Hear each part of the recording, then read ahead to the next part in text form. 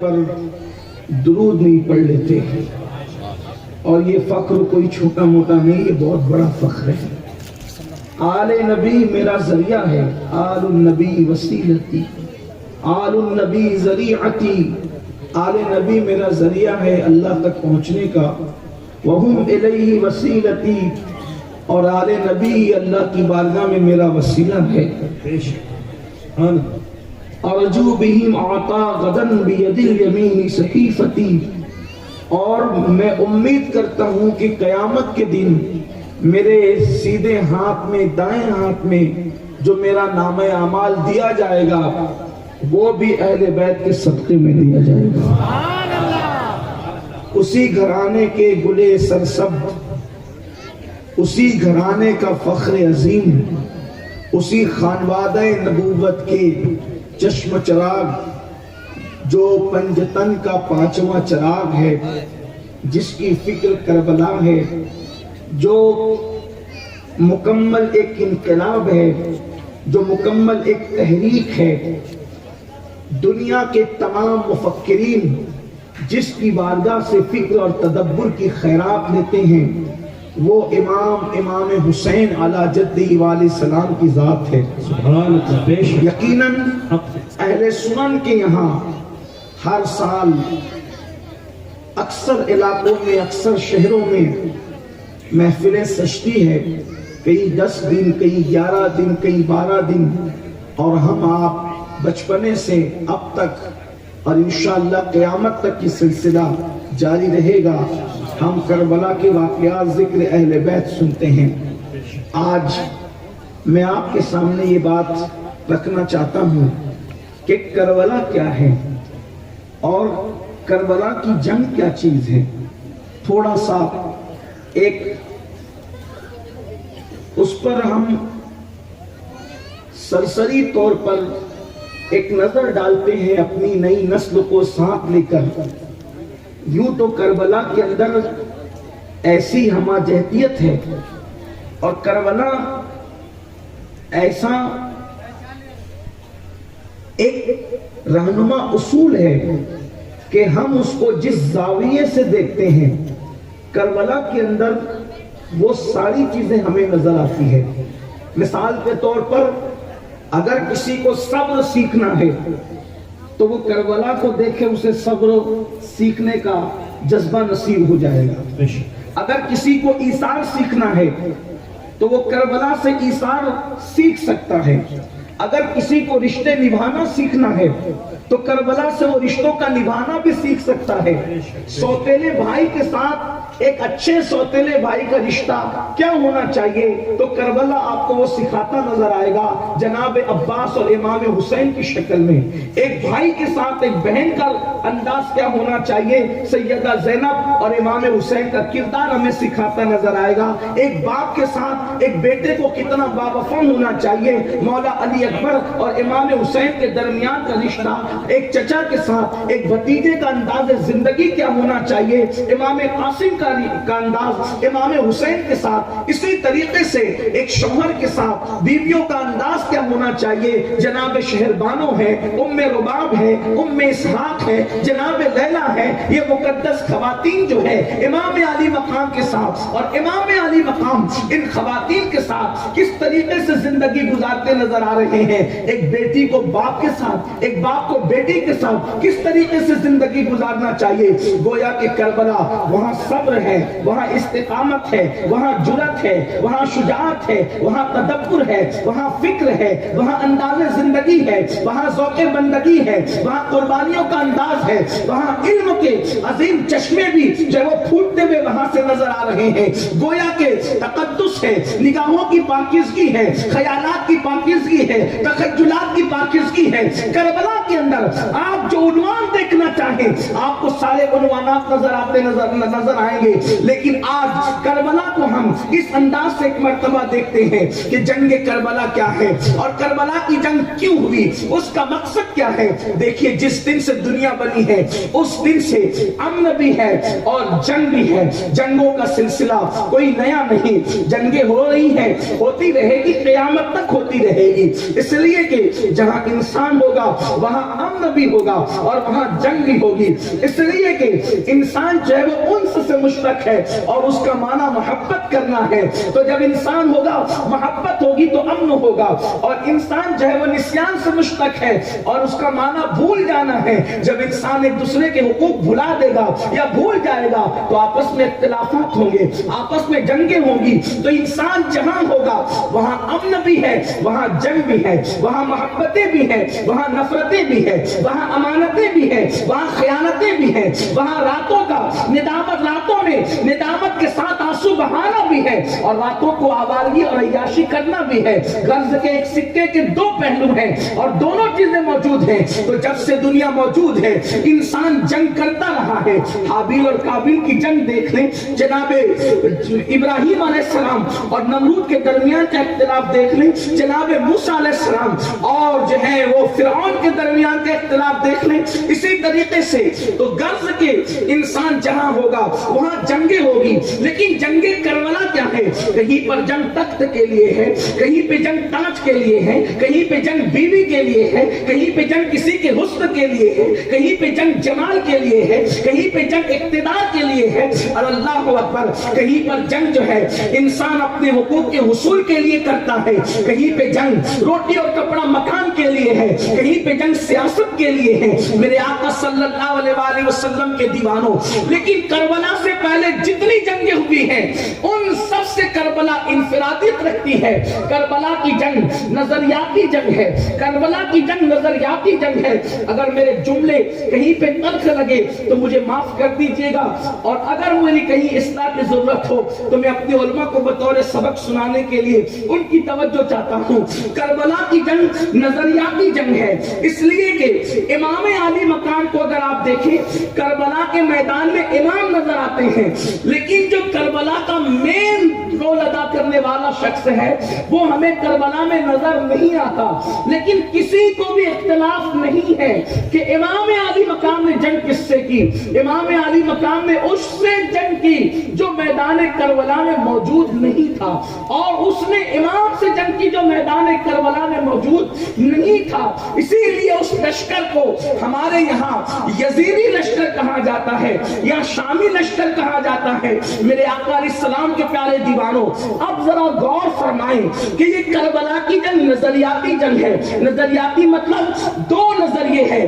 اب آپ دو شخصیتوں کو نہ دیکھیں بلکہ دو نظریات کو دیکھیں، ایک طرف ہے یزید اور ایک طرف امام حسین، اور یزید اور امام حسین یہ چند فٹ کے قد نہیں ہے بلکہ یہ مکمل نظریات ہیں۔ مثال کے طور پر یزید کا نظریہ ہے، یزید کا نظریہ یہ ہے خلافت راشدہ جو منہاج نبوت پر تھی، اور صدیق اکبر، فاروق اعظم، عثمان غنی، مولا کائنات امام حسن رضی اللہ تبارک و تعالی عنہما، اور اللہ اکبر اسلام کے پہلے بادشاہ حضرت سیدنا امیر معاویہ رضی اللہ تعالیٰ عنہ، یہ حضرات ایک کے بعد ایک، ایک کے بعد ایک خلافت راشدہ 30 سال پہ ختم ہو گئی۔ اسلام کے پہلے بادشاہ نے جو ہے اپنی طاقت اور قوت بھر جو ہے خلفائے راشدین کے نقش قدم پر چلنے کی کوشش فرمائی۔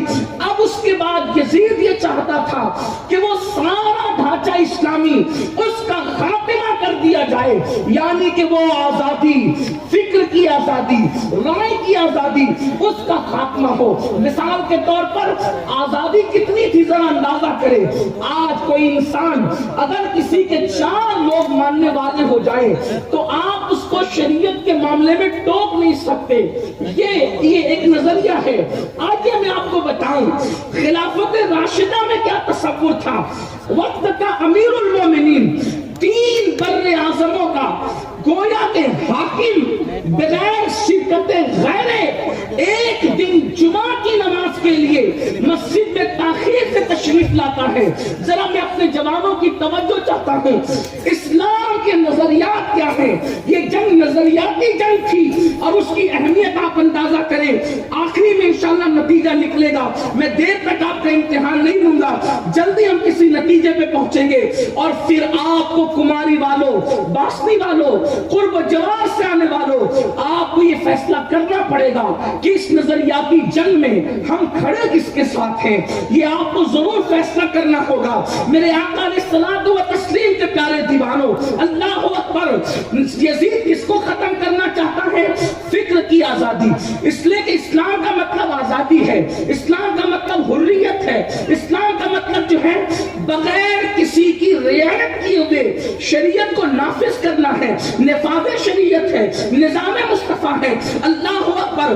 آپ غور فرمائیں, بلا شرکت غیرے 3 بر اعظموں پر اسلام کا پرچم لہرانے والا وہ خلیفہ وقت, جانشین رسول, خلیفہ دوم, جس کا ذکر توریت میں, جس کا ذکر انجیل میں, جس کا ذکر زبور میں, جس کا ذکر قرآن میں, جس کا ذکر مصطفیٰ جان رحمت کی حدیثوں میں, اس شان سے آتا ہے کہ میرے بعد اگر کوئی نبی ہوتا تو عمر ابن خطاب ہوتے, مگر میرے بعد نبوت نہیں ہے. ختم نبوت کا اعلان کر دیا گیا. آپ اندازہ فرمائیں, لیکن خلافت راشدہ کیا ہے؟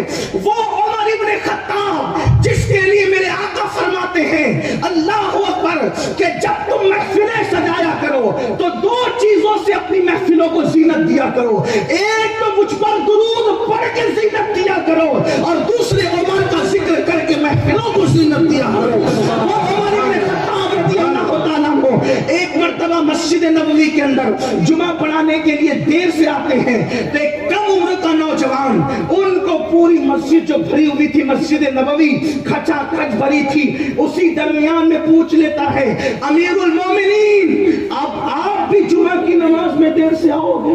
اللہ, کس کو پوچھا جا رہا ہے؟ سوال کس سے کیا جا رہا ہے؟ 3 بر اعظموں پر اسلام کا پرچم لہرانے والا رسول اللہ کا جانشین, حضور کے صحابی, وہ عمر ابن خطاب جن کے بارے میں حدیث میں آتا ہے کہ ایک مرتبہ جبریل امین نے عرض کیا یا رسول اللہ, اگر میں 1000 سال کی عمر لے کر آؤں, اگر میں 1000 سال کی عمر لے کر آؤں اور عمر کی شان بیان کروں, فضیلت بیان کروں, تو میری 1000 سال کی عمر ختم ہو جائے گی, مگر عمر ابن خطاب کی فضیلت ختم نہیں ہو سکتی. سبحان اللہ. نعرہ تکبیر, نعرہ رسالت, شان حضرت عمر ابن خطاب, نعرہ تکبیر, نعرہ رسالت. یہ شان کوئی جلسے کا ناظم پیش نہیں کر رہا ہے, بلکہ یہ شان جو ہے اللہ اکبر جبریل امین سید الملائکہ پیش کر رہے ہیں, جہاں مبالغے کا کوئی تصور نہیں ہے. اور ایسے امیر المومنین کو جمعہ کی نماز سے پہلے بڑی مجلس میں ایک چھوٹی عمر کے صحابی ٹوک دیتے ہیں, امیر المومنین اب آپ بھی جمعہ کے لیے لیٹ آؤ گے, تاخیر سے آؤ گے. وقت کے امیر المومنین کی پیشانی پر شکن نہیں تھا, انہوں نے جواب دیا, اور سوال جتنی جرأت کا تھا اس سے بہت بڑھ کر ساری سنجیدگی اور متانتوں کو اپنے دامن میں سمیٹے ہوئے جواب تھا. آپ نے فرمایا اللہ تجھ پر رحم کرے حق بولنے پر, لیکن تجھے معلوم ہونا چاہیے اب تک نہیں پتا تھا, لیکن تیرے سوال نے مجھے جواب دینے پہ مجبور کیا. جس کو تم امیر المومنین کہتے ہو اس کے پاس ایک ہی کرتا موجود ہے, اس کے پاس ایک ہی جبہ موجود ہے, اور جب وہ جمعہ کے دن فجر کی نماز پڑھا کر اپنے گھر جاتا ہے تو اس جبے کو دھو کر کے وہ سکھنے کے لیے ڈال دیتا ہے. کیا تمہیں نہیں پتا آج مدینہ منورہ میں سورج نہیں نکلا بادل ہونے کی وجہ سے, تو جبہ سکھنے میں دیر ہو گئی, تو جبہ کے سکھنے میں دیر ہوئی, اس لیے عمر کے مسجد آنے میں تاخیر ہو گئی, میرے پاس دوسرا جبہ موجود نہیں. یہ ہے خلافت راشدہ, یہ اسلام میں آزادی, یہ آزادی رائے. تو نظریاتی جنگ کیا ہے؟ اسی آزادی کو یزید مٹانا چاہتا تھا. ہم جو کریں اسے ماننا ہوگا, چپ چاپ ماننا ہوگا. یہ ہے نظریات یزید. دوسری بات یعنی خلافت راشدہ کا ڈھانچہ ختم. اسلام کا جو اصل جمہوری تصور ہے, اسلامی جمہوری تصور, اس کا خاتمہ. اللہ اکبر. کسی بھی شخصیت سے دین, مذہب اور مسلک کے معاملے میں سوال کرنے کے لیے جو اسلامی آزادی تھی, اس کا خاتمہ. اسی طرح اللہ اکبر, اسلام نے جو محرمات کے ساتھ نکاح کو حرام قرار دیا قرآن مقدس کے اندر, وہ ساری حدود کو یزید ختم کر دینا چاہتا تھا. یعنی کہ خالہ کا نکاح بھانجے کے ساتھ, پھوپھی کا نکاح بھتیجے کے ساتھ, اس طرح سوتیلی مائیں بھی محفوظ نہ رہے. خواجہ حسن نظامی نے جو ہے وہ تاریخ کے حوالے سے اپنی کتاب میں لکھا ہے, انہوں نے پتہ نہیں کہاں تک انصاف کیا. سرکار محبوب الہی کے خاندان کے چشم چراغ تھے, انہوں نے یہاں تک تاریخ کے حوالے سے لکھا کہ یزید اس پلید انسان کا نام ہے جس سے اس کی سوتیلی ماں بھی جو ہے بدنگاہی اور پاپ کے حوالے سے محفوظ نہ رہ سکی. آپ اندازہ فرمائیں, شیخ عبداللہ محدث دہلوی لکھتے ہیں یزید اس پاپی اور پلید انسان کا نام ہے کہ امہات المومنین میں سے ایک ام المومنین کو اس نے اتنی گندی گالی دی ہے, اس کا تصور نہیں کر سکتے. شیخ صاحب نے وہ گالی لکھ دی ہے لیکن وہ بولنے کی میرے اندر ہمت نہیں. آپ اندازہ فرمائیں, آپ غور فرمائیں, ایک طرف یہ انداز ہے اس کا عورتوں کے حوالے سے, محرمات کے حوالے سے, اللہ اکبر. دوسری طرف اعلان شراب پی جا رہی ہے, اس کے بعد جو ہے اللہ اکبر نمازوں کو ضائع کیا جا رہا ہے, بندروں کے ساتھ بندروں کا ناچ دیکھا جا رہا ہے, کتے پالے جا رہے ہیں. اس طریقے سے دربار میں یہودیوں کو, نصرانیوں کو اعلیٰ منصب دیے جا رہے ہیں, اصحاب رسول کو جو ہے نیچا دکھایا جا رہا ہے. میرے آقا علیہ السلام کے پیارے دیوانوں, یہ ساری چیزیں ہیں گویا کہ حلال کو حرام, حرام کو حلال. میں بہت زیادہ جو ہے اس کی گہرائی میں نہ جاتے ہوئے صرف اشارہ دوں گا, ورنہ بہت سی چیزیں یزید کے حوالے سے بیان کی گئی ہے جس کو آپ امام ابن جریر طبری کی تاریخ میں دیکھ سکتے ہیں. ابن کثیر نے جو بیان کیا, ابن کثیر نے یہاں تک لکھا یزید اس گندے, نکمے اور پاپی انسان کا نام ہے جس نے سفر حج میں بھی شراب کو ترک نہیں کیا.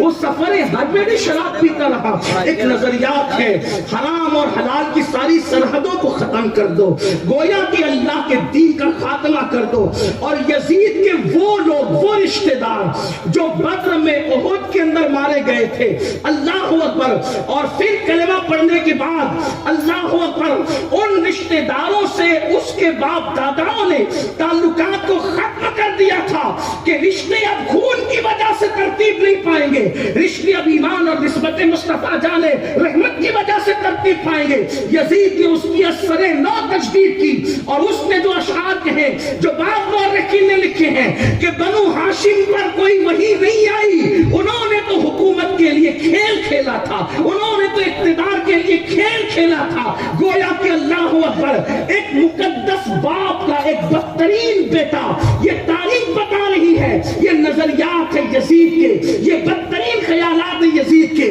اب امام علی مقام ان نظریات کو محسوس کرتے ہیں.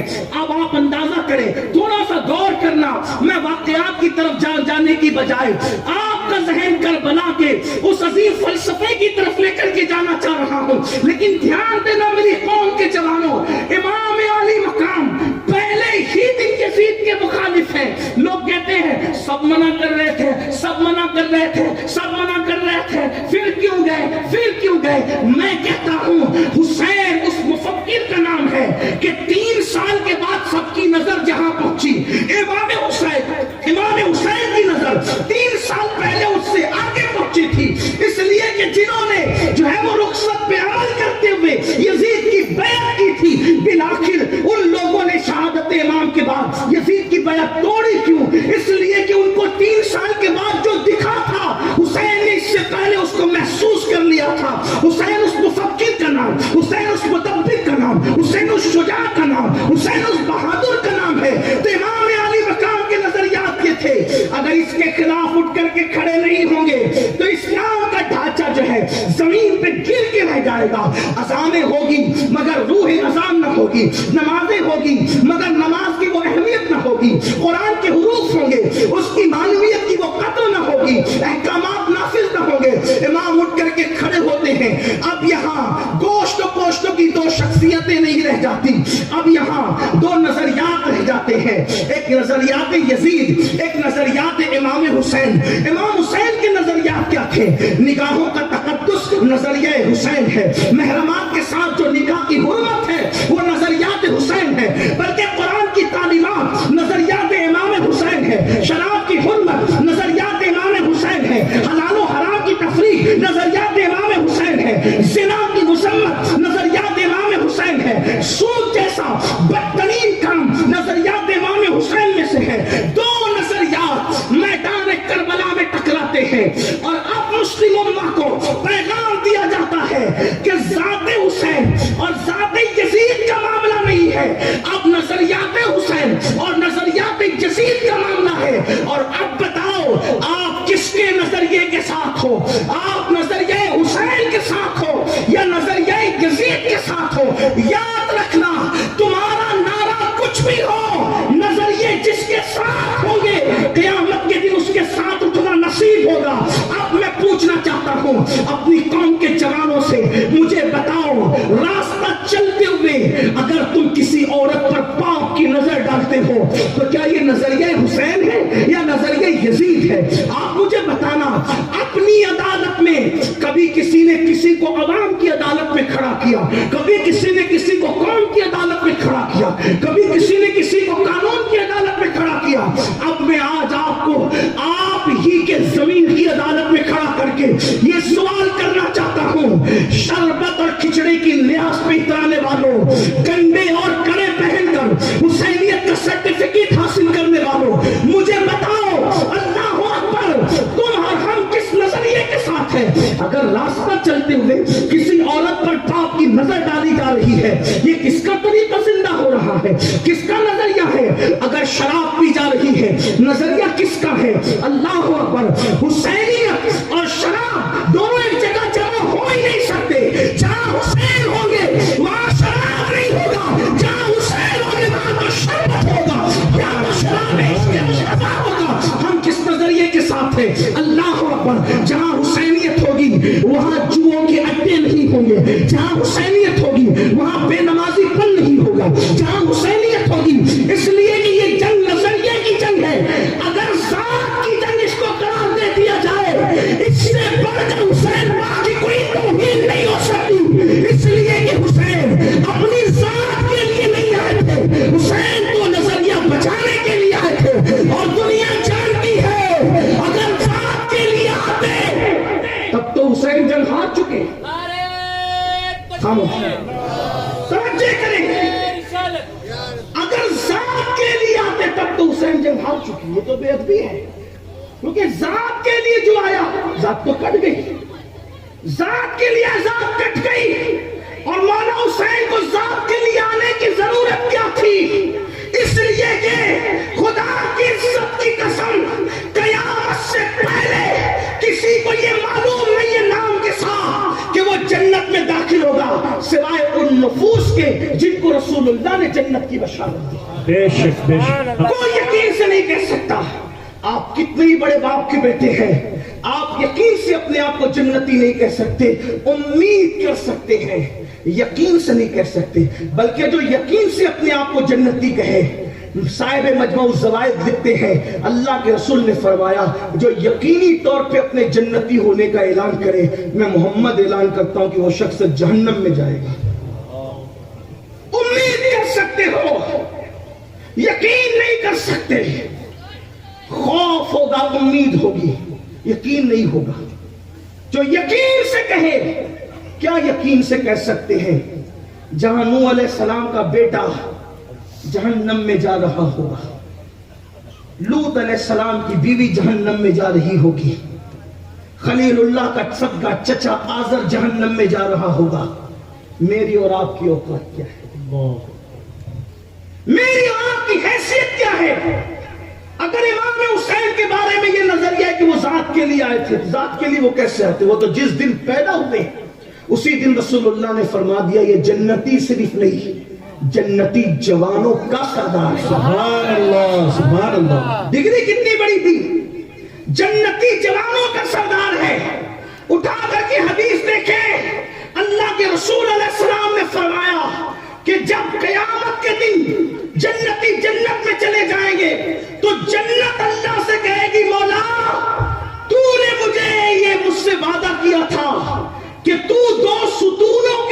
سے میری زینت کو بڑھائے گا، مجھے زینت دے گا۔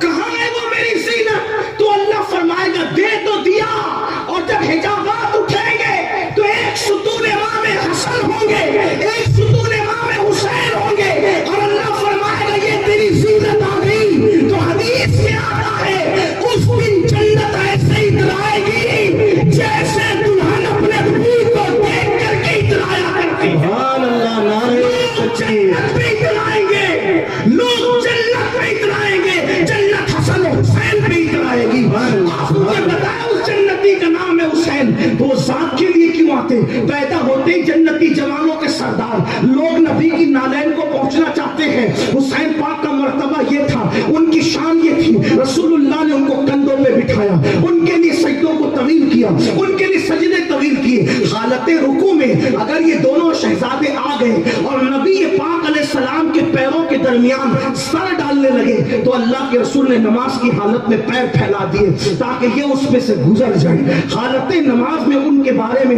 یہ محبتوں کا اظہار کیا گیا۔ خطبہ چھوڑ کر کے منبر سے ان کے لیے سید العالمین زمین پہ تشریف لائے، ان کو اٹھایا۔ یہ مرتبے تھی، یہ شانیں تھی، یہ مقام تھا، یہ عظمت تھی، یہ بزرگی تھی، یہ حالت تھی۔ اللہ اکبر، صدیق اکبر جیسا افضل البشر بعد الانبیاء بالتحقیق ابو بکر صدیق، جن کو اپنے کندھوں پہ بٹھا کر مدینے کی گلیوں میں گھوما کرتا تھا۔ کسی نے پوچھا ابو بکر کر کیا رہے ہو؟ تو جواب دیتے میں نبی کی سنت پہ عمل کر رہا ہوں، نبی کو جو کرتے دیکھا ہے وہی تو میں بھی کر رہا ہوں۔ آپ اندازہ فرمائیں جن کے لیے فاروق اعظم فرمائے میرے باپ کا تو کوئی ممبر ہی نہیں ہے، ممبر تو آپ کے بابا محمد رسول اللہ کا ہے۔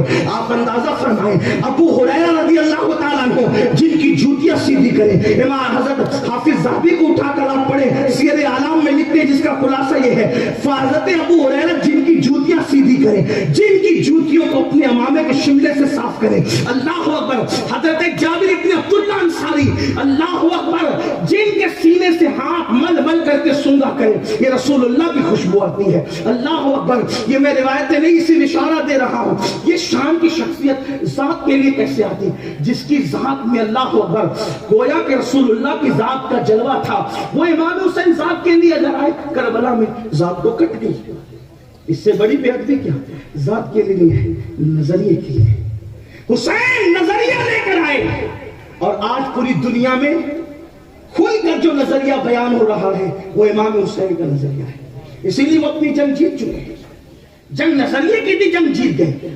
سوال یہ ہے اپنے ضمیر کی عدالت میں ہم کس کے ساتھ؟ آپ اور ہم امام حسین کے ساتھ ہیں یا یزید کے ساتھ؟ اگر آنکھ پاپ دیکھ رہی ہے تو ہم نظریہ حسین کے ساتھ نہیں ہیں۔ دوسرا جملہ بولوں گا تو شاید آپ برداشت نہ کر سکیں، لیکن ایک پردہ اٹھاتا ہوں، رات کو نرم گدوں پہ لیٹ کر اگر گندی فلمیں دیکھ رہے ہو، یہ کہاں سے نظریہ حسین ہے؟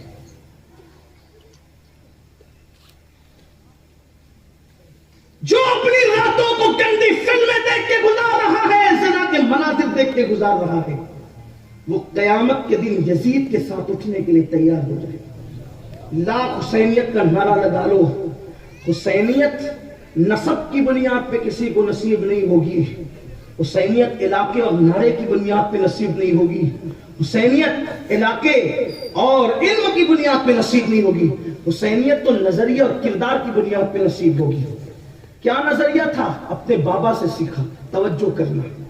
آج کل لوگ کہتے ہیں ہم رسول اللہ کی زیارت کرنا چاہتے ہیں، 1000 بار درود پڑھتے، 3000 بار پڑھتے، کچھ لوگ کہتے ہیں 5000 بار پڑھتے، حضور کو دیکھنا چاہتے ہیں، خواب میں دیکھنا چاہتے ہیں۔ میں کہتا ہوں پہلے مولا کائنات کی زندگی پڑھا۔ مولا کائنات فرماتے ہیں کہ میں نے قصداً یعنی جان بوجھ کر کبھی اپنا سطر نہیں دیکھا۔ نظریہ حسین دیکھو، مولا کائنات کہتے ہیں میں نے جان بوجھ کر کبھی اپنا سطر نہیں دیکھا۔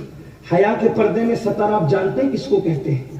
میں نے اپنے ناف کے نیچے کا حصہ کبھی جان بوجھ کر قصداً نہیں دیکھا۔ کسی نے پوچھا مولا یہ تو ضرورت بھی ہے اور مجبوری بھی ہے، پھر آپ نے کیوں نہیں دیکھا؟ مولا کائنات کہتے ہیں کیونکہ میں ان آنکھوں سے رسول اللہ کا چہرہ دیکھتا تھا، میں ان آنکھوں سے رسول اللہ کا چہرہ دیکھتا تھا، تو مجھے شرم اور حیا آتی تھی کہ جن آنکھوں سے میں اللہ کے رسول کو دیکھتا ہوں ان آنکھوں سے خود کا سطر کیسے دیکھوں۔ اب آپ سے پوچھتا ہوں کس نظریے کے ساتھ کھڑے ہو میری قوم کے جوانوں؟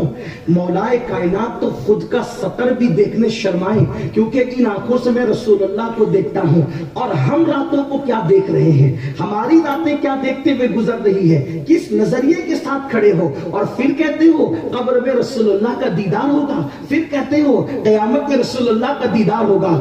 جن آنکھوں سے پوری پوری رات گندے اور پاک کے مناظر دیکھتے ہو ان آنکھوں سے کس طرح رسول اللہ کا دیدار کرو گے اور کس انداز سے کرو گے؟ کیا سمجھتے ہو کہ یہ جو جوانی خدا نے عطا کی ہے، یہ جو زندگی خدا نے عطا کی ہے، یہ آنکھیں اس پاک کے لیے تھی؟ اور یاد رکھنا مولائے کائنات کی غیرت سے زیادہ اللہ تبارک و تعالیٰ کی غیرت ہے۔ اللہ اکبر۔ مولا علی جو کچھ ہے اللہ کے بندے ہیں، بلکہ میرے آقا فرماتے ہیں سب سے زیادہ خدا کی مخلوق میں میں غیرت مند ہوں، اور مجھ سے زیادہ میرا اللہ غیرت مند ہے۔ مخلوق کو پیدا کرنے والا خدا غیرت مند ہے۔ اب آپ سے پوچھنا چاہتا ہوں، جب غیرت علی کو اپنا سطر دیکھنا گوارا نہ ہوا کیونکہ محبوب کا چہرہ دیکھتے ہیں، تو غیرت خدا کو یہ کیسے گوارا ہوگا کہ جو قوم گندی فلمیں دیکھیں، جو قوم بلو فلمیں دیکھیں، اس قوم کو رسول اللہ کا دیدار نصیب ہو جائے؟ وہ قوم رسول اللہ کا جلوہ دیکھے گی؟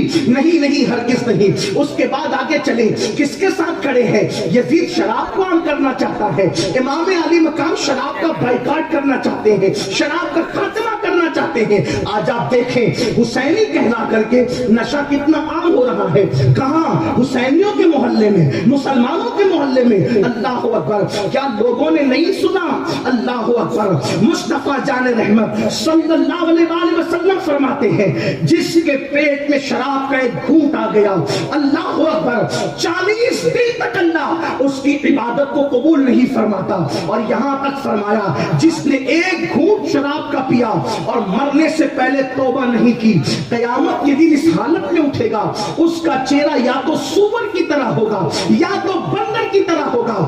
اے میری قوم کے جوانوں، حسینیت کے ساتھ کھڑے ہو یا یزیدیت کے ساتھ کھڑے ہو، میرے جملے غلط لگے یا تکلیف ہو تو معاف کرنا، لیکن آج ہی احتساب کرنا ہوگا، زمین کی عدالت میں کھڑے ہو کے آج ہی فیصلہ کرنا ہوگا۔ اگر ہاتھوں میں شراب ہے تو ہم گویا کہ معاذ اللہ حسینی نظریے کے ساتھ نہیں ہے، حسینی کہلا کر بھی حسینی نظریے کے ساتھ نہیں ہے۔ کس کے ساتھ کھڑے ہو؟ یزیدی نظریے کے ساتھ کھڑے ہو، اس لیے کہ جہاں حسینیت ہوگی وہاں کبھی نشہ نہیں ہو سکتا، اور یہاں نشہ تو اتنی تیزی سے بڑھ رہا ہے۔ اللہ اکبر۔ ٹینشن آیا تو نشہ، تکلیف ہوئی تو نشہ۔ آپ سے پوچھتا ہوں دکھوں میں نشہ کرتے ہو کیا؟ کربلا میں حسین پاک کے یہاں یہ ہے، یزیدیوں کے یہاں تو ہے، حالانکہ وہاں خوشیوں میں نشہ تھا۔ ٹینشن یہاں کتنا تھا؟ باپ کی لاش پہ گھوڑے دوڑ رہے ہیں، بھائی کی لاش پہ گھوڑے دوڑ رہے ہیں، اللہ اکبر، عوام و انسان کی لاشوں پہ گھوڑے دوڑ رہے ہیں۔ تنہا امام زین العابدین ہے، دماغ پہ کتنا بوجھ ہوگا، کتنا ٹینشن ہوگا، مگر امام زین العابدین نشہ نہیں کرتے۔ اس دکھ کے موقع پر مدینہ منورہ کی طرف رخ کر کے رسول اللہ پہ درود پڑھتے ہوئے یہ کہتے ہیں ان الدیاری السما یوم الى ارض الحرم بلغ سلامی روضۃ فیہا النبی المحترم۔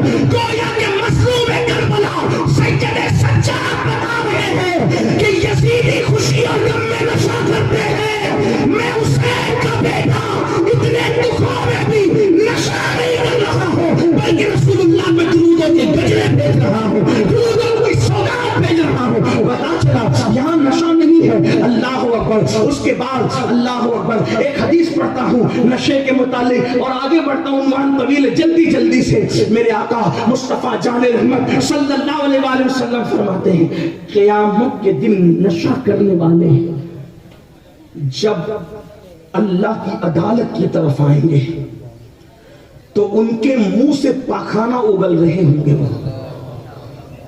وہ پاخانے کی الٹی کر رہے ہوں گے، اور ان کے پورے بدن پر سانپ اور بچھو لپٹے ہوئے ہوں گے، اور ان کی آنکھوں سے خون بہ رہا ہوگا، اور جن آلات کے ساتھ وہ نشہ کرتے تھے، جس چیز کے ساتھ بھی وہ نشہ کرتے تھے، وہ نشے کی چیزیں ان کے ہاتھ میں ہوگی، اور ان کا چہرہ انسانوں کے چہرے کی طرح نہیں بلکہ سور یا بندر کے چہرے کی طرح ہوگا، اور وہ جہنمی جو ہوں گے، جہنمیوں میں جو زانی لوگ ہوں گے، زانی جہنم میں نشہ کرنے والے دھیان سے سنیں، جہنم میں جو زانی لوگ ہوں گے، زانی تو زانیوں کے زنا کے اعضاء سے، یعنی ان کے شرم کے عضو سے جو پیپ بہ کر نکل رہا ہوگا، وہ پیپ ان کو پلایا جائے گا جنہوں نے دنیا میں نشہ کیا ہوگا۔ نارمل نہیں پیپ، جہنمیوں کی شرمگاہ کا نکلا ہوا پیپ ان شرابیوں کو، ان نشہ کرنے والوں کو پلایا جائے گا۔ اور پھر لوگ پوچھیں گے یہ کون ہے؟ تو فرشتے کہیں گے یہ وہ لوگ ہیں جو دنیا میں نشہ کرتے تھے۔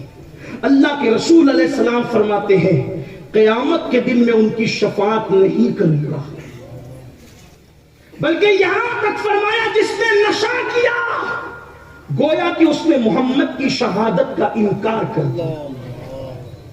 اٹھا کر ابن حجر کو دیکھیں کتنی سخت بات انہوں نے لکھی، اور فقیہ ابو اللہ سمرقندی تو یہاں تک فرماتے اسی لیے جو نشہ کرے اس کا سماج سے بائیکاٹ کر دو۔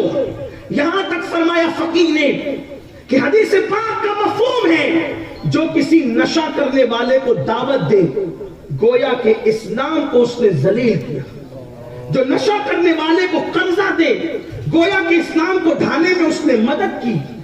آپ غور فرمائے، اللہ اکبر، جس نے نشہ کرنے والے کو عزت دی گویا وہ دین کو ڈھانے والے کی مدد کر رہا ہے۔ اس کو قرضہ دینا منع، اس کو دعوت کھلانا منع تاکہ لوگوں کو عبرت ہو۔ اور آج نشہ عام ہے، ہمارے جوان چھوٹی چھوٹی عمر کے جوان نشے میں مبتلا ہو رہے ہیں۔ کئی نشہ ہے اور یہ چیز یزید کے یہاں ہے، امام حسین کے یہاں ہے۔ اس نظریے کے ساتھ کھڑے ہیں۔ اس کے بعد قرآن کا جو حلت و حرمت کا قانون ہے، حلال و حرام کا، یزید اس کا خاتمہ کرنا چاہتا تھا، اور امام حسین ہم شبیہ پیغمبر علی اکبر کو قربان کر کے اس نظریے کو بچانا چاہتے تھے۔ علی اکبر جیسا جوان بیٹا، اولاد والے ہو مسلمانوں، اولاد والے، ذرا غور تو کرو، ایک طرف ہم شبیہ پیغمبر ہے، مورخین نے لکھا ہے کہ جب علی اکبر حیات تھے ظاہری طور پر تو لوگ حج کر کے مکہ شریف سے مدینے اس لیے آتے تھے کہ چلو رسول اللہ کے مزار پہ حاضری بھی دیں گے اور ہم شبیہ پیغمبر علی اکبر کی زیارت کر کے اندازہ کر لیں گے یا یادیں تازہ کر لیں گے کہ رسول اللہ کا خوبصورت چہرہ کیسا تھا۔ ایسے بیٹے کو قربان کر کے میرے امام حلال و حرام کے اس عظیم قانون کو بچانا چاہتے تھے۔ اللہ اکبر، اور یزید اس کا خاتمہ چاہتا تھا۔ آج آپ دیکھیں مسلمانوں کے درمیان سے حلال و حرام کی تمیز ختم ہو گئی۔ میں بڑے بڑے سفید کپڑے والوں کو، بڑے بڑے خوبصورت داڑھی اور خراش تراش والوں کو، خوبصورت ٹوپیوں والوں کو، ایسے لوگوں کو بھی میں جانتا ہوں جو ہر سال عمرہ کرتے ہیں، جو ہر سال حج کرتے ہیں، لیکن ان کے سود کے دھندے چل رہے ہیں، وہ بیاج کے دھندے کر رہے ہیں، انٹرسٹ پہ وہ پیسہ دیتے ہیں، پیسہ لیتے ہیں۔ میں کہتا ہوں یہ نظریے حسین کے ساتھ کھڑے ہو۔ حسین پاک تو حلال و حرام کے قانون کو بچانا چاہتے ہیں اور یہاں حلال و حرام کا کوئی قانون ہی نہیں۔ آؤ میں بتاؤں آپ کو، اللہ کے حبیب غیب دا نبی صلی اللہ علیہ وسلم ارشاد فرماتے ہیں قیامت کے دن سود کے دھندے کرنے والے اس انداز سے آئیں گے جیسے کسی پر آسیبی خلل ہو جاتا ہے تو وہ کیسے پاگلوں کی طرح دکھتا ہے، ایسے پاگلوں کی طرح وہ آئیں گے اور ان کے پیٹ جو ہے وہ کمروں کی طرح بڑے بڑے ہوں گے اور ان پیٹوں کے اندر سانپ اور بچھو ہوں گے۔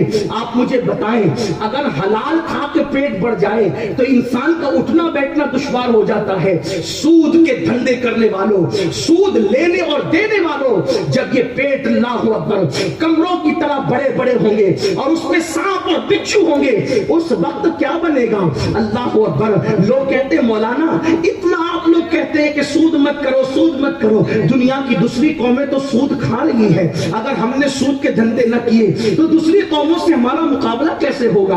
ہم بازار میں کیسے ٹکیں گے؟ اس لیے بزنس شروع کرنا ہے، سود سے پیسہ لے لیا، گھر بنانا ہے، سود سے پیسہ لے لیا، بچی کی شادی کرنی ہے، سود سے پیسہ لے لیا۔ یاد رکھو اللہ کا اعلان ہے، اللہ سود کو مٹائے گا اور تجارت میں اللہ برکت عطا فرمائے گا. کیا ہو گیا میری قوم کو؟ اللہ اکبر. اور بلکہ اگر ایمان رکھتے ہو دل میں تو ایمان والے دھڑکتے ہوئے دل پر، ایمان والے دھڑکتے ہوئے دل پہ ہاتھ رکھ کر اپنے نبی کا فرمان سنو. اللہ کے رسول صلی اللہ علیہ وآلہ وسلم فرماتے ہیں سود کے 72 درجے ہیں، سود کے 72 درجے ہیں، جس میں سے کم درجہ یہ ہے کہ جس نے سود کا ایک لقمہ کھایا گویا کہ اس نے اپنی ماں کے ساتھ زنا کیا. اب 72 درجے ہیں، کم سے کم درجہ ہے ماں کے ساتھ زنا کرنا. تو اب اس کا مطلب کیا ہوا؟ امام اہل سنت فتاوی رضویہ میں اس کی تشریح کرتے ہوئے لکھتے ہیں کہ گویا کہ جو سود کھا رہا ہے وہ گویا اپنی ماں کے ساتھ 70 مرتبہ زنا کا وبال اپنے سر لے رہا ہے. اب آپ سے پوچھتا ہوں جو عورتیں جسم بیچ رہی ہے بازاروں کے اندر، بازار حسن میں، اور جو ان کے جسموں کو خرید رہے ہیں، ایک طرف ان کا پاپ اور دوسری طرف سود کھانے والوں کا پاپ، کہ وہ لوگ جو بازار حسن میں جسموں کو خرید کر کے پاپ کر رہے ہیں وہ بھی بڑے مجرم ہیں، لیکن جو سود کھانے والے ہیں اللہ اکبر وہ غیروں کے ساتھ زنا کرتے ہوئے کھڑے ہوں گے قیامت میں. اور جس نے سود کھایا وہ ماں کے ساتھ 70 مرتبہ، ماں کے ساتھ 72 مرتبہ زنا کرنے والوں کی صف میں ہوگا. کیا ایمان نہیں کھاتا؟ ایمان نہیں رستا؟ یہی تو کربلا ہے. کربلا رسومات کا نام نہیں ہے، کربلا یہ نظریات کا نام ہے. کربلا کہانی قصوں کا نام نہیں ہے، کربلا حقیقتوں کا نام ہے. کربلا انقلاب کی فضاؤں قائم کرنے کا نام ہے. کس کے ساتھ کھڑے ہو میری قوم کے جوانوں؟ کیا کوئی باغیرت جوان یہ تصور کر سکتا ہے ماں کے ساتھ 70 یا 72 مرتبہ زنا کرنے کا؟ مجھے تو یہ بیان کرتے ہوئے بھی میرا کلیجہ کانپتا ہے، لیکن چونکہ میرے نبی کا فرمان ہے دولت کے اتنے متوالے ہو گئے، دولت کے اتنے شیطائی ہو گئے کہ اللہ اکبر ماں کے ساتھ زنا کرنے کا 70 بار وبال لے رہے ہو. پھر فرعونیت کیا ہے، پھر یزیدیت کیا ہے، پھر نمرودیت کیا ہے، پھر قارونیت کیا ہے. اللہ اکبر. سن لو اگر سود کے دھندے کرتے ہو لینے اور دینے والے، میرے آقا نے فرمایا لینا جتنا بڑا گناہ ہے دینا بھی اتنا بڑا گناہ ہے. لکھنے والا بھی اس پر لانتی ہے، گواہ رکھنے والا بھی لانتی ہے. کیا ہو گیا؟ اگر کوئی موبائل پسند آ گیا اور لینے کی حیثیت نہیں تو آدمی سود پر موبائل لے رہا ہے. کوئی بائک پسند آ گئی اور لینے کر کے ہم کا ماحول نہیں تو انسان سود پر بائک لے رہا ہے، گاڑیاں سود پہ لے رہے ہیں، کمرے اور گھر سود پہ بنا رہے ہیں. سوچو تو صحیح. اور اس سے بڑی بات اللہ قرآن میں فرماتا ہے جو سود کے دھندے کرتے ہیں اللہ اس کے ساتھ اعلان جنگ کرتا ہے. اللہ و رسول کی اس کے ساتھ اعلان جنگ ہے. مجھے بتاؤ جو قوم محلے کے کارپوریٹر سے جیتنے کی اوقات نہ رکھے وہ اللہ رسول سے جنگ کیوں لے رہی ہے؟ اللہ رسول سے جو وہ جنگ کے چیلنج کو قبول کر رہی ہے. سن لو آج کو کہتے ہیں مولانا پوری دنیا میں تباہ کیے جا رہے ہیں، پوری دنیا میں برباد کیے جا رہے ہیں، پوری دنیا میں لٹ رہے ہیں، پوری دنیا میں پٹ رہے ہیں. میں کہتا ہوں جس قوم کے ساتھ خدا کی نصرت و حمایت نہ ہو، جس قوم کے ساتھ خدا کی رحمت کا سایہ اس کے سر پہ نہ ہو، اور اللہ جس قوم سے جنگ کا اعلان کرے وہ قوم کے عزت کے ساتھ جی سکتی ہے، وہ قوم کے وقار کے ساتھ جی سکتی ہے. میرے عزیز حلال کمانے والے اپنی قبر میں کچھ نہیں لے جاتے. سود کے دھندے کر کے، شراب کے دھندے کر کے ہم اپنی قبر میں کیا لے جائیں گے جہاں نہ ماں کام آئے گی، نہ باپ کام آئے گا، نہ بھائی کام آئے گا. اپنی آخرت کا سوچو. دنیا کی رنگریلیاں سب نہیں، دنیا کی محبت سب نہیں. ایک دن جسم کا رشتہ روح سے ٹوٹ جائے گا. دیکھو یزید کی وہ زندگی بھی اپنے سامنے ہے کہ یزید نے شراب پیا، یزید نے حرمت و حلت کے قانون کو بالائے طاق رکھا، یزید نے عورتوں پر پاپ کی نظر ڈالی، یزید بندروں کا ناچ دیکھتا رہا. یہ سب کچھ ہوتا رہا اور اس کی حکومت کتنے دن رہی؟ صرف 3 سال تک حکومت کر سکا. اللہ اکبر. اور میرے حسین دین کے لیے مر مٹے، سب کچھ قربان کیا. 18 سال کا کڑیل بیٹا، جوان بیٹا، ہم سبھی یہ پیغمبر قربان کیا. اگر آپ کو بتاؤں تھوڑا سا توجہ کرنا، جس وقت امام علی اکبر کی شہادت ہو رہی تھی، ابن عساکر اپنی کتاب میں لکھتے ہیں 56 سال کی عمر کے بعد بھی امام حسین کے سر اور داڑھی کا کوئی بال بھی سفید نہیں ہوا تھا. حالانکہ مورخین نے اور بھی لکھا ہے. دیکھیے مورخ اپنے انداز سے لکھتے ہیں، لیکن ہم جب فضیلت بیان کرنے بیٹھتے ہیں ہمیں تو بڑی بات چاہیے. ہم عشق کے بندے ہیں. وہابیوں میں اور ہم میں فرق یہی ہے کہ وہ جب نبی کو، صحابہ کو، اہل بیت کو بیان کرتے تو ہلکی بات کرتے ہیں، اور ہم لوگ جب بیان کرتے تو اونچی بات کرتے ہیں. وہ کہتے ہیں تو بڑا بھائی تک لا کر کھڑا کر دیتے اور آیت انما المؤمنون اخوہ پیش کر دیتے. اور ہم جب بیان کرنے پر آتے تو ہم کہتے ہیں سرور کہوں کہ مالک و مولا کہوں تجھے، باغ خلیل کا گل زیبا کہوں تجھے. ہم یہاں تک کہہ دیتے کہ پہلے کی سب کو چن کے ثنا خان کی خاموشی، چپ ہو رہا یہ کہہ کہ میں کیا کیا کہوں تجھے. ہم تو بڑی بات کرتے ہیں اس لیے کہ ہم عشق کے بندے ہیں، اس لیے اقوال بہت سے ہیں، لیکن ابن عساکر کا بیان پیش کر رہا ہوں. ابن عساکر اپنی تاریخ میں، اپنی کتاب میں لکھتے ہیں امام حسین 56 سال کے ہو گئے، پھر بھی آپ کے بال کالے اور سیاہ تھے. لیکن جب شہزادہ علی اکبر، میرے مالک، میرے مولا، میرے مرشد شہزادہ علی اکبر کی شہادت ہوئی تو ایک نیزہ آپ کے سینے میں لگا، اور جب نیزہ سینے میں لگا تو آپ نے آواز دی اپنے بابا کو، یا اباتا ادرکنی، اے میرے بابا میری مدد فرمائے. تو مورخ لکھتا ہے کہ میرے امام حسین اپنی 56 سالہ طاقت کو اکٹھا کر کے اپنے بیٹے کی طرف دوڑے تو کیا دیکھا؟ شہزادہ علی اکبر جن کے سینے میں نیزہ لگا ہے. اولاد والے ہو، اولاد والے، سیدوں کے صرف ہاتھ چومنا یہ اہل بیت کی محبت نہیں ہے. صرف ہاتھ چوم کر کے سردوش نہیں ہو سکتے جب تک اہل بیت کی قربانیوں کا صحیح طور پر احساس نہ کرو.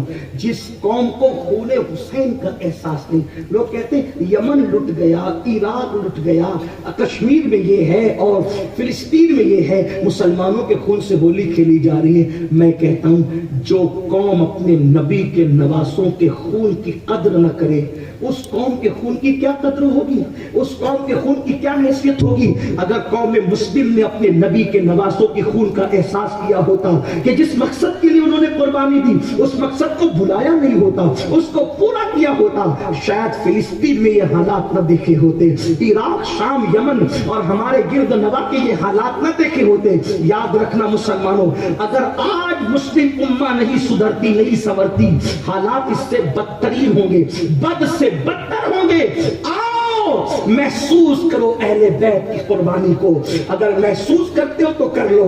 56 سال کے باپ کو 18 سال کا بیٹا، اور وہ بھی ہم شبیہ پیغمبر، ہم شبیہ رسول آواز دیتا ہے، تصویر مصطفیٰ آواز دیتے بابا میری مدد کرے. جب بیٹے کے سینے میں امام علی مقام نے نیزہ دیکھا ہوگا تو دل پر کیا گزری ہوگی یہ تو میرے مولا حسین ہی جانتے ہیں.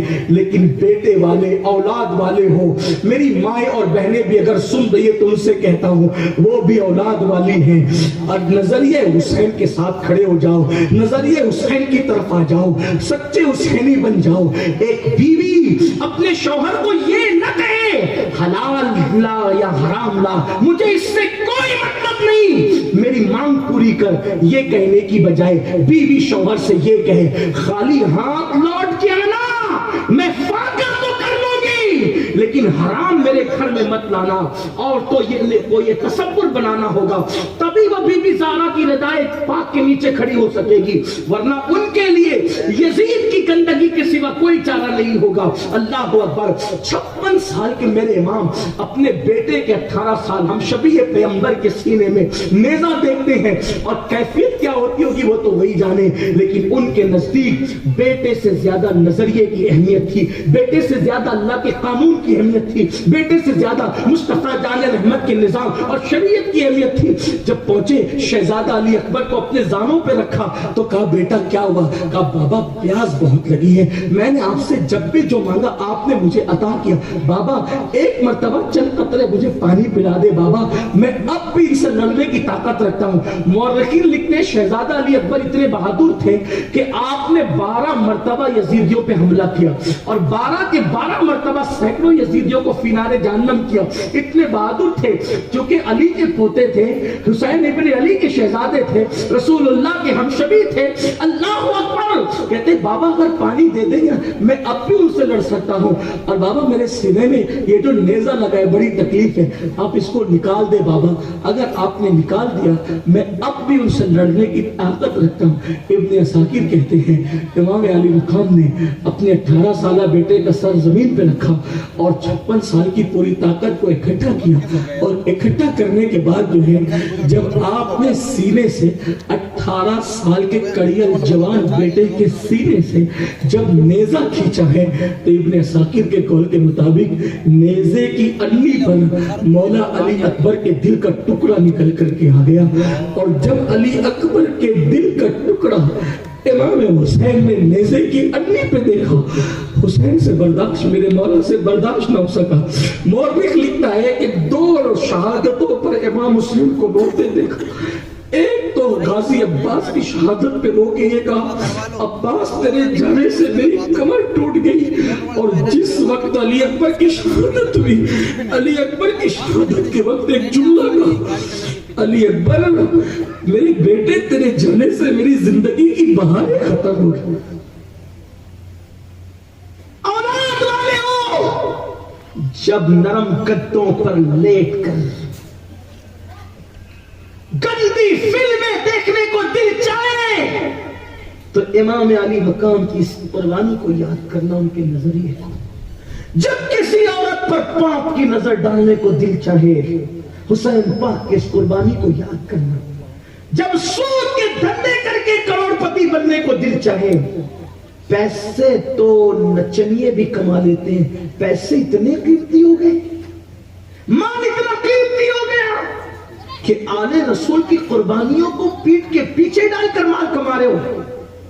یاد رکھنا اللہ نے ہماری تقدیر لکھ دی ہے.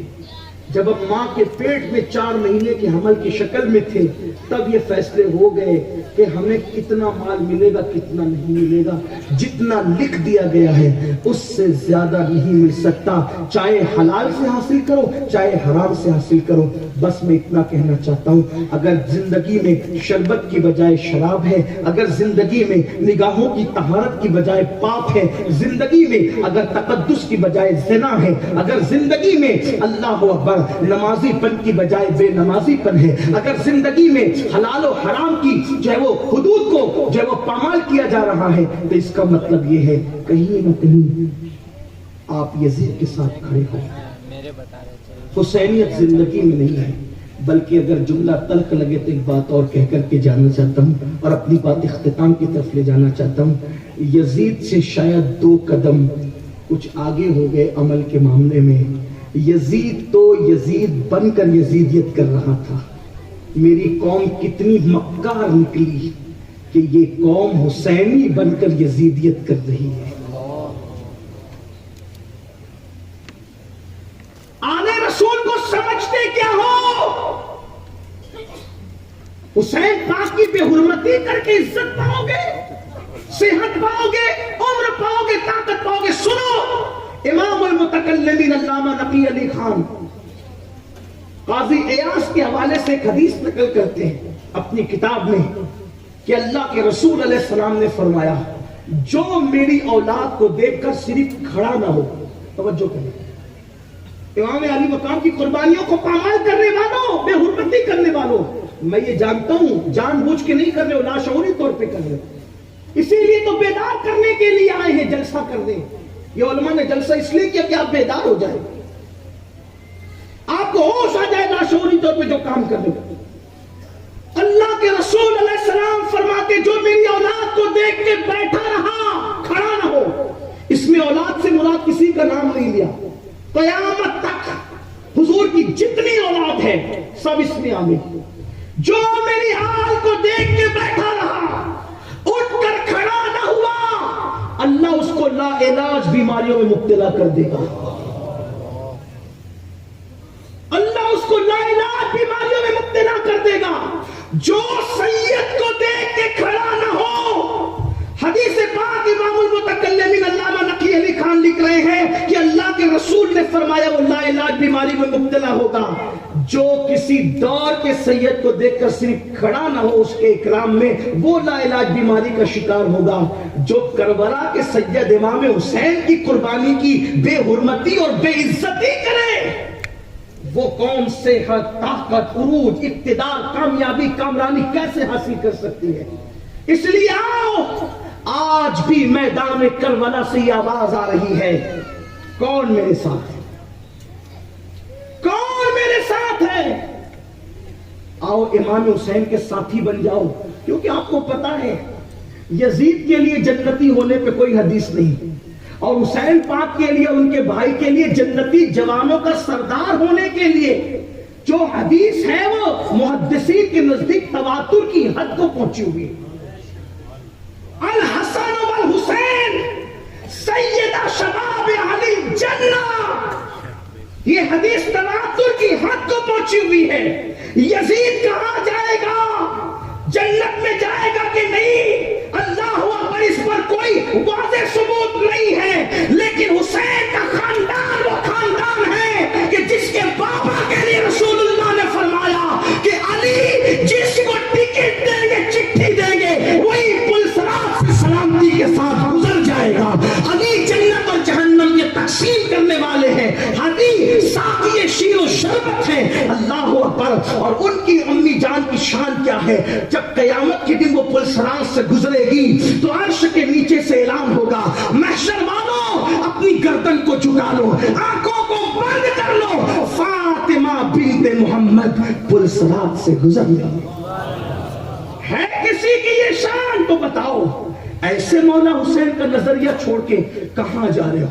आओ, सूद से, ज़िना से, शराब से, बदकारियों से तौबा कर लो और 100 कार मुत्तकी न बनो, खुद साख्ता मुत्तकी न बनो, इसलिए कि जो पिया को भाई अख्तर, वो सुहाना राग है। जो पिया को भाई अख्तर, वो सुहाना राग है, जिससे नाखुश है पिया वो रागनी अच्छी नहीं। छोड़ दो उन राग को, छोड़ दो उन चीजों को जो मुस्तफा जान रहमत के दिल को तकलीफ पहुंचाती है। एक उम्मती जब सूद का धंधा करता होगा, उसके हाथ में शराब का प्याला होगा, अल्लाह के रसूल के दिल पे क्या गुजरती होगी। आखिरी बात, कितना भी पाप किया, कितना भी जुर्म किया, कितना भी कुछ किया, रास्ता एक है, रास्ता कोई नहीं उनकी शरीयत के सिवा, रास्ता कोई नहीं उनकी शरीयत। आओ, मेरे मौला ने आवाज लगाई थी कौन मेरा साथ देगा, तो यजीदियों के लश्कर से हुर पलट करके आए थे और उनको इज्जत मिल गई थी और आज तक वो इज्जत नहीं है ना। आज भी मौला हुसैन आवाज लगा रहे हैं कौन मेरी तरफ आता है, आ जाओ। यजीदी नजरिए से निकलकर हुसैनी खेमे की तरफ आ जाओ। आप हुसैनी ही हो, यजीदी नहीं हो, लेकिन लाशौरी तौर पे यजीदियत कर रहे हो। ये इतना बड़ा मजमा, इतने कसीर तादाद में सर है, अगर ये सिद्क दिल से आज अहद कर ले, नमाज नहीं छोड़ूंगा, सूद नहीं खाऊंगा, भूखा मर जाऊंगा लेकिन सूद के लुक़मे नहीं उठाऊंगा, शराब को हाथ नहीं लगाऊंगा। कोई औरत मेरे सामने से खूबसूरत गुजर रही होगी, उसके हुस्न पर नजर नहीं डालूंगा। आप जानते हैं उसका सिला क्या है? कोई खूबसूरत औरत गुजर जाए, नगाह नीची कर ले कि अल्लाह देख रहा है, ना देखे उसको, सिला क्या है? अल्लाह के रसूल ने जन्नत नईम की फजीलत बयान की। जन्नत नईम में ये है, ये है, ये है, ये। सहाबे किराम ने जब जन्नत नईम का जिक्र सुना, ऐसी प्यारी लगी जन्नत नईम, पूछ बैठे हुजूर ये जन्नत नईम किसको मिलती है? आका फरमाते हैं जब कोई खूबसूरत औरत का हुस्न दावत नजारा दे रहा हो और आदमी ये सोच करके नजरें झुका ले कि अल्लाह देख रहा है, उसी वक्त अल्लाह उसको बेहिसाब जन्नत नईम का हकदार करार देता है। उसको जन्नत नईम का बेहिसाब हकदार कर, वो तो निहायत सस्ता सौदा बेच रहे हैं जन्नत का। हम मुफलिस क्या मोल चुकाएं, अपना हाथ ही खाली। और याद रखना, बात समेटते हुए करो, अगर सूद के धंधे करते रहे तो किताबों में यहां तक लिखा है कि सूद खाने वालों पर शबे कद्र में भी कब्र में अजाब होता रहा। आप उठा के किताबें देखिए, अगर इसी तरह बेनमाजीपन में डूबे रहे तो अल्लाह के रसूल ने फरमाया बेनमाजी जब कयामत में उठेगा तो काले सूअर की शक्ल में, काले खिंजीर की शक्ल में उठेगा। आओ, अब भी हुसैन पुकार रहे, आ जाओ मेरी तरफ, मेरे नजरिए की तरफ आओ, तौबा कर ले। दाढ़ियां मुंडाने से तौबा कर, दाढ़ियां मुंडाकर गटरों में फेंकने से तौबा कर, आवारगी से तौबा कर ले। आखिरी बात जो कहने चला था, अगर कोई तौबा कर ले तो अल्लाह उसको कितने मर्तबे देता है। एक वाकया जो तसव्वुफ की किताबों में बहुत कसरत से है, मैं उसको अपने अल्फाज के जामे में कुछ उसअत के साथ बयान करना चाहता हूं, उससे बात खत्म करूंगा। क्योंकि मेरी जबान से आखिरी में सूद के मुतालिक कुछ बातें निकली। सूद खाने वालों से अल्लाह जंग का ऐलान करता है। सूद खाने वाले माँ के साथ 70 मर्तबा जिना करने वालों के बराबर है। सूद खाने वालों पर जन्नत की खुशबू भी हराम है। ये सब आपने सुना। आइए, अगर कोई सूद से भी तौबा कर लेना तो तौबा ही उसका इलाज, अल्लाह माफ करता और कैसे बड़े बड़े रुतबे देता है। मत जाओ जिना की तरफ, शराब की तरफ, जुए की तरफ, नाच गानों की तरफ, आओ अल्लाह की तरफ। क्योंकि अल्लाह ने हमें एक मुतय्यना मुद्दत के लिए पैदा किया है। कब्र में कोई काम नहीं आएगा मेरे पास। ये इतना फिट जिस्म, खूबसूरत जिस्म, नर्म नाजुक जिस्म, जो अगरबत्ती का चटका और सिगरेट का चटका बर्दाश्त नहीं करता, जब सूद के कफन में जाओगे तो पूरा कफन जहन्नम की आग का हो जाएगा। ये 4 दिन की चांदनी है। चंद लम्हों के ऐश और आराम के लिए आखिरत को तबाह मत करो, बर्बाद मत करो, अपने हाल पे रहम करो। हम में से कोई ऐसा नहीं है जो अल्लाह के अज़ाब को बर्दाश्त कर सके। हम सब के लिए टाइम निकालते हैं, रब के लिए टाइम क्यों नहीं निकालते? हिंदुस्तान का कानून, कोई अमेरिका में रहता है तो अमेरिका का कानून, कोई बर्तानिया में रहता है तो बर्तानिया का कानून, कोई बांग्लादेश में रहता है तो वहां हर मुल्क में रहने वाला वहां के कानून पे अमल करता है। कैसे मुसलमान हो मुस्तफा जाने रहमत की उम्मती होकर हुजूर के कानून पे अमल नहीं करते? चंद सिक्कों के बाद हुजूर के दीन को पीठ के पीछे डालते हो। आओ, सच्ची तौबा, जो तौबा कर ले अल्लाह उसको बड़े मर्तबे देता है। हर गुनाह का इलाज तौबा है। अरे कोई शिर्क से तौबा कर ले तो अल्लाह उसको भी माफ कर देता है। कोई कुफ्र से तौबा कर ले अल्लाह उसको भी माफ कर देता है। कैसे कैसों ने तौबा की, अल्लाह ने क्या मर्तबे अता किए। आइए, मेरे अल्फाज के जामे में तसव्वुफ की किताबों का इतने मजमुआ एक वाकया है। बसरा की सरजमीन है। हबीब नाम का एक जवान रहता है और उसका धंधा सूद का है, इंटरेस्ट का, जैसे आजकल लोग करते हैं। 10 ले ले 11 दे देना, 11 ले ले 12 दे देना। कुछ लोग तो कहते हैं मुनाफा ले रहे हैं मौलाना हम। मेरे अजीज, पेशाब को अगर कोई शरबत कह के पीने लगे तो नाम बदलने से पेशाब कभी शरबत नहीं हो जाता। मुनाफा नहीं है, वो सूद ही है, उसकी नहुसत ही, उसकी गंदगी ही है। हबीब नाम का जवान सूद का धंधा करता है और आप जानते हैं जो सूद का धंधा करता है उन लोगों के दिल बेमुरव्वत हो जाते हैं। सूद खाने वाले सख्त दिल हो जाते, बेमुरव्वत, उनको किसी पे रहम नहीं आता। और वो हबीब नाम का जो जवान था उसके मुतालिक तारीख में आता है, जब भी वो किसी से वसूली करने के लिए वो जवान जाता तो जब तक के ले ना लेता उस वक्त तक टलता नहीं था, वो वसूल करके ही आगे बढ़ता था। एक बार वो जवान अपने घर से निकला और घर से निकलते वक्त उस जवान ने देखा कि चंद बच्चे बसरा के रास्ते में खेल रहे हैं। जैसे उस जवान को आते देखा, बसरा के नन्हे नन्हे बच्चों ने कहा, हटो हटो, हबीब सूद खोर आ रहा है। अगर उसके पैरों का गुबार हम पर लग गया तो कहीं अल्लाह हमसे नाराज ना हो जाए, हमारी बनी ना बिगड़ जाए। यानी मुसलमानों ने अपने बच्चों की उस दौर में कैसी तरबियत की थी कि मुसलमानों के छोटे छोटे बच्चों को सूद से क्या बल्कि सूदखोर से भी नफरत थी और उसके पैरों के घर तो गुबार से भी नफरत थी। हबीब सूदखोर के बारे में कहा कि ये हबीब सूदखोर आ रहा رہا ہے اس کے پیروں کا غبار کہیں ہمیں اللہ رب العزت کی ناراضگی کا سبب نہ بن جائے. ہٹو. کہتے ہیں جب قدرت کسی کو اپنی طرف بلانا چاہتی ہے تو غیب سے اسباب پیدا ہونے لگتے ہیں. جب یار کسی کو اپنا بنانا چاہتا ہے تو پھر کسی مقرر کا اس کو محتاج نہیں رکھتا, پھر خود ہی اپنی طرف کھینچ لیتا ہے. یہ جلسے, یہ محفلیں اسی لیے ہیں تاکہ کسی کی آواز دل میں گھر کر جائے اور غر کی طرح سعادت مند روحیں یزید کے خیمے سے نکل کر امام حسین کے نظریات کی تائید کرنے کے لیے کھڑی ہو جائے. ہاں یہ محفلیں اسی لیے منعقد ہوتی ہے کہ لوگ گناہوں سے توبہ کر کے اللہ کی طرف پلٹ آئے. آؤ, اللہ نے موقع دیا, پلٹ جاؤ, ورنہ جس وقت جسم کا رشتہ روح سے ٹوٹ جائے گا اس وقت توبہ کے دروازے بند ہو جائیں گے. پھر اللہ سے صلح کرنے کا موقع نہیں ملے گا, پھر توبہ کرنے کا موقع نہیں ملے گا, پھر پلٹنے کا موقع نہیں ملے گا.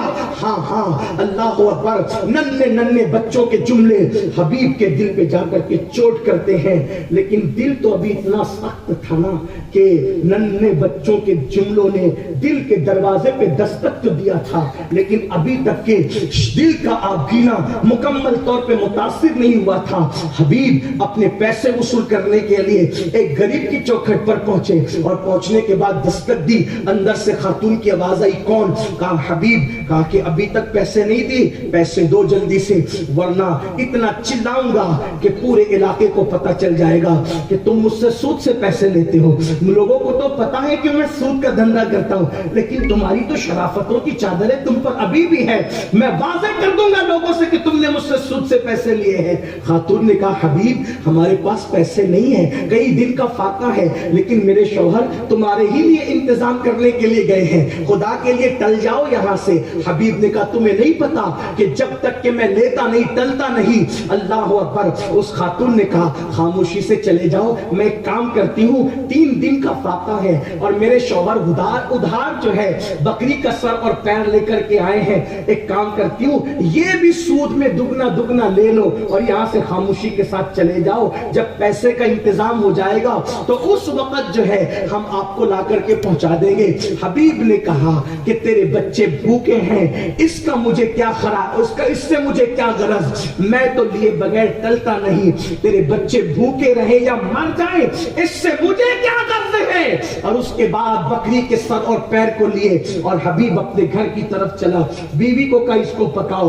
بیوی نے پکانا شروع کیا.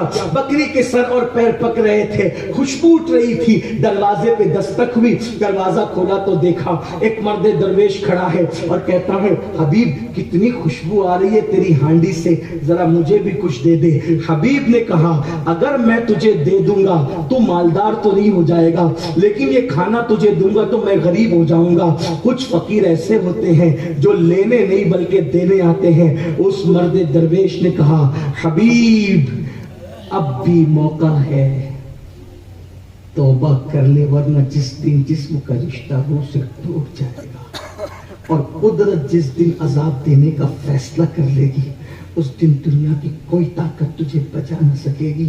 اس کے جملوں میں اتنی تاثیر تھی. بچوں نے چوٹ کی, اس کے بعد درویش کے جملوں نے چوٹ کی.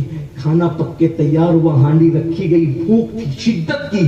جیسے ہی ہانڈی سے ڈھکن ہٹایا گیا پوری ہانڈی میں خون ہی خون تھا. ایک دن میں لگاتار 3 حادثے حبیب کو متاثر کرتے ہیں. حبیب کی بیوی کہتی میں پہلے ہی کہتی تھی کہ اللہ ناراض ہو جائے, اس سے پہلے یہ سب دھندے چھوڑ دیے جائیں. حبیب کی بیوی نے بھی چوٹ کیا. ہاں, ایک عورت اپنے شوہر کو سدھارنے کے لیے بہت بڑا کردار ادا کر سکتی ہے اور ایک شوہر اپنی بیوی کو سنوارنے کے لیے بہت بڑا کردار ادا کر سکتا ہے. انسان سب کی بات ٹالتا ہے, بیوی کی نہیں. بیوی سب کی بات کاٹ سکتی ہے, شوہر کی نہیں. یہ دونوں ایک دوسرے کے ساتھ ایسے رابطے رکھتے ہیں کہ جلدی سے ایک دوسرے کی بات کاٹ نہیں سکتے. میں اپنی بہنوں سے بھی کہتا ہوں اگر شوہر غلط راستے جا رہا ہے, محبت کا تقاضا یہ نہیں کہ اس کو جانے دو, محبت کا تقاضا ہے کہ اس کو بچا لو, ورنہ تم جنتی رہو گی وہ جہنم میں جائے گا تو پھر تمہیں جنت میں شوہر تو نہیں ملے گا. وہ شوہر جو دنیا میں شوہر ہے وہ نہیں ملے کیونکہ وہ تو جہنم میں پڑا ہوگا. اگر بیوی جہنم کے راستے پہ جا رہی ہے تو محبت کا تقاضا یہ ہے کہ اس کو بچا لو، ورنہ بیوی جہنم میں چلی جائے گی، تم جنت میں جاؤ گے، تو یہ بیوی تو تمہیں نہیں ملنا ہے۔ اگر اپنی بیوی کے ساتھ جنت میں رہنا ہے، اور عورتیں اپنے شوہر کے ساتھ جنت میں رہنا چاہتی ہے، ایک دوسرے کو گناہوں سے بچاؤ۔ شوہر فجر میں سو رہا ہے، بیوی اٹھائے، بیوی فجر میں سو رہی ہے، شوہر اٹھائے، ایک دوسرے کے ساتھی بنو نیکیوں میں، تعاونوا علی البر والتقوی، نیکی اور پرہیزگاری میں ایک دوسرے کی مدد کرو، ولا تعاونوا علی الاثم والعدوان، اور گناہوں میں ایک دوسرے کی مدد نہ کرو۔ اگر بیوی کہے میں نے سیریل اور فلم دیکھنا ہے، اس میں اس کی مدد نہ کرو۔ اگر وہ کہے کہ میں نے نیکی کے راستے پہ چلنا ہے، کتنی بھی تکلیف ہو اس کو وہاں تک پہنچانے کی کوشش کرو۔ یہ ایک شوہر کا تقاضا ہے، اس کی محبت کا تقاضا ہے۔ اللہ اکبر۔ بیوی نے کہا میں نے پہلے ہی کہا تھا آپ اس راستے نہ جائیں۔ حبیب کے دل پہ چوتھی چوٹ پہنچی، حبیب اٹھ کر کھڑے ہو گئے، آج میں نے توبہ کر ہی لینا ہے، لیکن توبہ کے لیے جاؤں کہاں؟ کس کے دروازے پہ دستک دوں؟ کس کے ہاتھ پہ توبہ کروں؟ دل میں خیال آیا چلو ہم تو اتنے خوش نصیب ہیں کہ ہماری زمین پر حسن بصری جیسی شخصیت موجود ہے۔ حبیب حسن بصری کی چوکھٹ پہ پہنچے، محفل سجی ہے، لوگ بیٹھے ہیں، حسن بصری کہہ رہے لوگوں توبہ کرو، کتنے بھی پاپ کیے توبہ کرو۔ اللہ والے تو توبہ ہی کی طرف بلاتے تھے، لوگوں توبہ کر لو، کتنی پاپ کیے توبہ کر لو، لوگوں توبہ کر لو، کتنی گناہ کیے توبہ کر لو۔ حضرت امام حسن بصری جو ڈائریکٹ مرید اور خلیفہ مولا کائنات کے، اللہ اکبر، وہ اپنی کیفیت میں آ کے کہتے ہیں لوگوں توبہ کرو، کیونکہ اللہ کا وعدہ ہے وہ توبہ کرنے والوں کو گناہوں سے ایسے پاک کر دیتا ہے جیسے ابھی ماں کے پیٹ سے پیدا ہوا۔ توبہ کرنے والا ایسا ہے جیسے اس نے گناہ کیا ہی نہیں، جو توبہ کرتا ہے خدا کا محبوب بنتا ہے۔ نا امید مت ہو، توبہ کر لو، اس سے پہلے کہ موت آئے توبہ کر لو، اس سے پہلے کہ جسم کا رشتہ روح سے ٹوٹ جائے توبہ کر لو۔ یہ کہتے کہتے زبان سے اپنی دھن میں نکلا لوگوں تم کتنے بھی گنہگار ہو، حبیب سود خور کی طرح تو تم گنہگار نہیں ہو۔ لوگوں یاد رکھو میرا اللہ اتنا کریم ہے، اتنا مہربان ہے، اپنے بندوں پر اتنا کرم کرنے والا ہے کہ اگر حبیب سود خور جیسا بھی توبہ کر لے تو اللہ اس کو بھی بخش دے گا، اس کو بھی معاف کر دے گا۔ حبیب کے دل پہ چوٹ لگی، میں اتنا برا کہ میرے تذکرے اتنے بڑے بزرگ لوگ وعظ میں بطور عبرت کر رہے ہیں۔ حبیب تھے حضرت، یہ جو جملہ بھی آپ نے آخری میں کہا ایک بار اور کہہ دے، تو کہا کہ اگر آج کی تاریخ میں حبیب سود خور بھی توبہ کرے اللہ اس کو بھی معاف کر دے گا۔ پھر اور قریب آئے اور اگر کہتے یہ جملہ ایک بار اور کہہ دے اللہ والے، اللہ کے دوست، ایک بار یہ جملہ اور کہہ دے، پھر آپ نے کہا اگر آج حبیب سود خور بھی توبہ کرے اللہ اس کو بھی معاف کر دے گا۔ پیر پکڑ کے کہتے گواہ رہنا آج حبیب نے توبہ کر لی، آج حبیب نے توبہ کر لی۔ پوچھا تو کون ہے؟ کہا میں حبیب نہیں ہوں سود خور، توبہ کی مرید ہوئے حسن بصری کے ہاتھ پہ۔